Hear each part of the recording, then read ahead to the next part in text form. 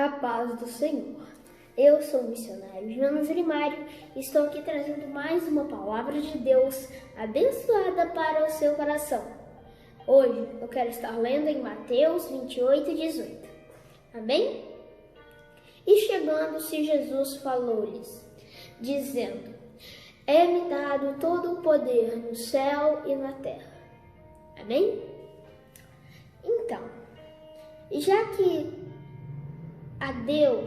a Jesus, é dado todo o poder no céu e na terra, assim como aconteceu com os discípulos de Jesus, que ficaram numa tempestade, onde o barco balançou para lá, para cá, e o barco quase foi a pique. Então, naquele momento foi provado o poder de Jesus sobre o mar e sobre o céu, sobre toda a terra também. E no momento que Marta falou assim: Jesus, se você estivesse aqui, o meu irmão não teria morrido. Mas Jesus falou assim: eu vou ressuscitar ele.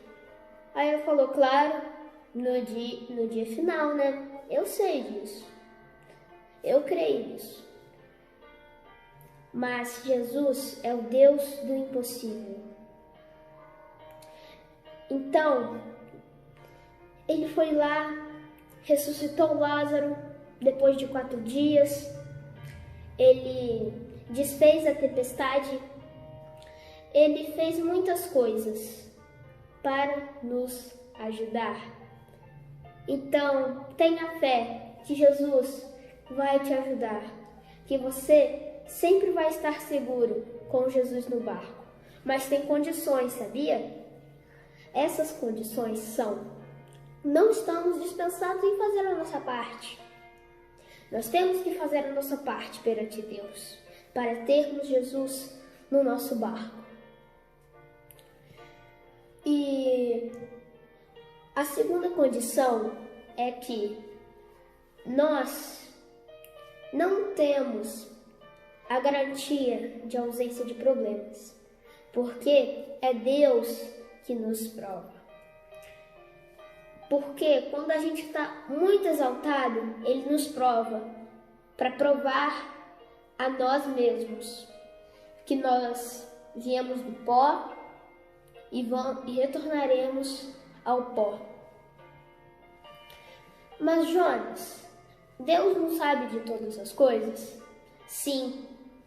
Ele fala assim: você está se achando demais.